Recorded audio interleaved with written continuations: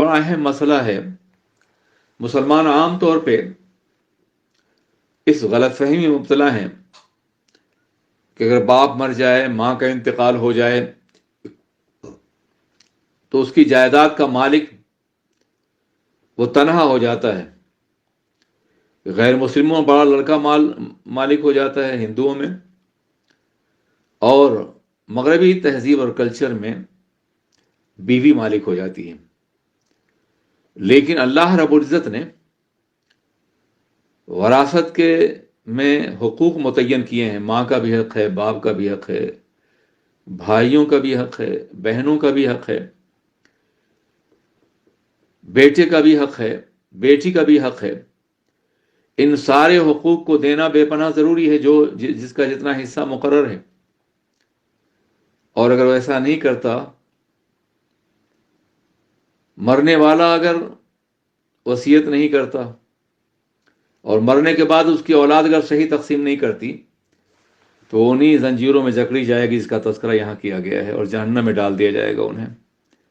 اسی طریقے سے اگر وہ یتیموں کے مال کو ہڑپ کر لیتا ہے،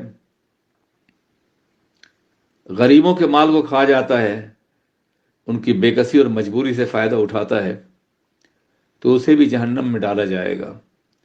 عربوں میں یہ برائی بہت زیادہ تھی، جو قرآن پاک کے اولین مخاطب ہیں. یوں تو پورا عالم انسانی مخاطب ہے، لیکن اولین مخاطب تو مکے کے لوگ تھے اور عرب تھے.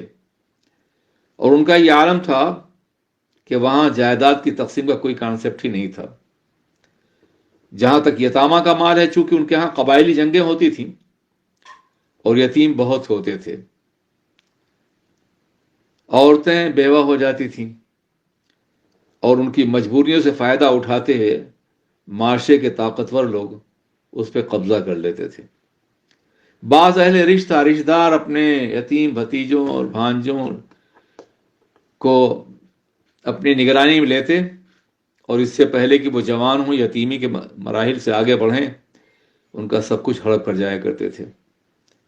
اس لیے قرآن پاک میں مختلف مقامات پر یہ فرمایا گیا ہے کہ یتیموں کے مال کھانے والے دراصل اپنے پیٹ میں جہنم کی آگ کھاتے ہیں. اس کے بعد اللہ ارشاد فرماتا ہے، یا ایتھا النفس المطمئنۃ ارجعی الی ربک راضیۃ مرضیہ فادخلی فی عبادی وادخلی جنتی. اب یہ مقام ہے ان لوگوں کا جنہوں نے اللہ کی مرضی کے مطابق اپنی زندگی گزاری. قیامت کا وہ دن جو نفسی کا دن ہوگا، کوئی بھی پرسان حال نہیں ہوگا کسی کا، مگر وہ لوگ جو نیکوکار ہوں گے ان پہ اللہ کی خاص رحمت ہوگی. اور جہنم تو کافروں سے، ظالموں سے قریب ہوگی، مگر جنت اہل ایمان کا استقبال کرنے کے تیار ہوگی. اللہ فرماتا ہے اس روز ندا دی جائے گی، یا ایتھا النفس المطمئنہ، اے مطمئن روح. یہ ندا موت کے وقت بھی ہوگی اور حشر میں بھی ہوگی.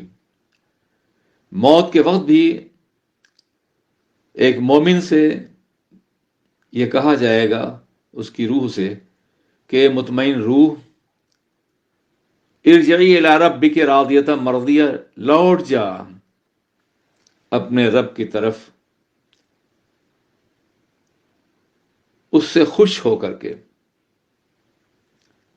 اور وہ بھی تجھ سے خوش ہے. اللہ فرمائے گا تو میرے خاص بندوں میں داخل ہو جا اور میری جنت میں داخل ہو جا. حضرت یہ انعام ہے ان لوگوں کا جو دنیا میں تکلیفیں اٹھا کر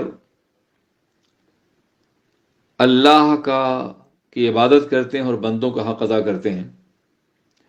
اگر انہیں کہیں سے کوئی مال میسر آ جاتا ہے تو اس میں یتیموں اور غریبوں کا حق بھی رکھتے ہیں، اور وہ کبھی کسی کے ساتھ زیادتی نہیں کرتے. حقوق اللہ بھی ادا کرتے ہیں اور حقوق العباد بھی ادا کرتے ہیں. ان کو اللہ نفس مطمئنہ دیتا ہے. دنیا میں بھی مطمئن ہوتے ہیں، اتنے مطمئن ہوتے ہیں کہ اتنا مطمئن دنیا بھر کی دولت سمیٹنے والا بھی نہیں ہوتا. قرآن عظیم نے فرمایا ہے ان لوگوں کے بارے میں جو دولت جمع کرتے ہیں، الہاکم التکاثر حتی زرتم المقابر کلا سوف تعلمون ثم کلا سوف تعلمون کلا لو تعلمون علم الیقین لترون الجحیم ثم لترونها عین الیقین ثم لتسألن یومئذ عن النعیم. تمہیں تکاثر نے غافل کر رکھا ہے. تکاثر ہوس کثرت طلبی کہتے ہیں.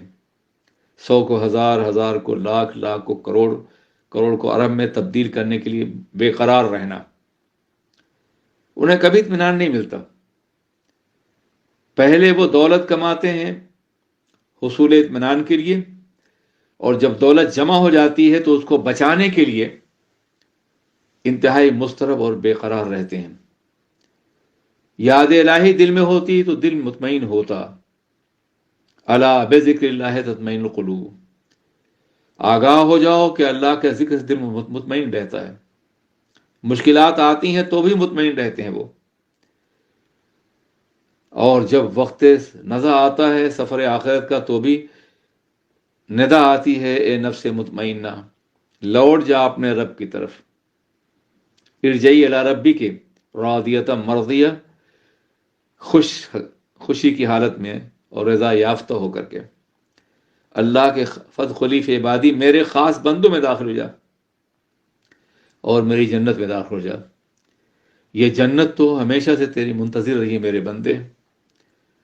تو نے دنیا میں رہ کے جنت کا کام کیا ہے، دنیا کی لذتوں کو ٹھکرایا ہے، برائیوں سے بچے ہو، اپنے نفس کو دنیا میں پاک کیا ہے. اس لیے تمہیں دنیا میں بھی نفس مطمئنہ بخشا گیا، اور اب تو اطمینان ہی ہے. تم اس جنت میں داخل ہو رہے ہو جہاں اضطراب اور مشکل کا کوئی لمحہ تمہاری زندگی میں کبھی نہیں آئے گا. ایک اور بات سمجھ لیجئے، قرآن عظیم نے اہل اللہ کے بارے میں فرمایا، اولیاء کرام کے بارے میں فرمایا ہے، الا ان اولیاء اللہ لا خوف علیہم ولا هم یحزنون. آگاہ ہو جاؤ کہ اللہ کے دوستوں کو نہ کوئی خوف ہوتا ہے اور نہ غم ہوتا ہے. گزرے ہوئے حادثے کا کوئی غم نہیں ہوتا، بے نیاز ہوتے ہیں وہ، اور آنے والے حادثات کا کوئی خوف نہیں ہوتا. غم سے بھی بے نیاز ہوتے ہیں اور خوف سے بے نیاز ہوتے ہیں وہ. یہ کون لوگ ہوتے ہیں؟ الذین آمنوا کانوا یتقون، جو ایمان لائے اور اللہ سے ڈرنے والے تھے. تو یہ کیوں بے نیاز ہوتے ہیں؟ اس لیے کہ ان کو دنیا ہی میں نفس مطمئنہ نصیب ہوتا ہے. اور جس کو نفس مطمئنہ نصیب ہو جائے وہ کب حوادث روزگار سے غمزدہ ہوگا. پروردگار عالم ہم سب کو نفس مطمئنہ سے نوازے اور ہمارا انجام اور ہماری آخرت بخیر فرمائے اور ایمان پہ خاتمہ فرمائے، اپنی رضا کے راستے میں چلنے کی توفیق عطا فرمائے. آمین یا رب العالمین. والسلام علیکم ورحمۃ اللہ وبرکاتہ.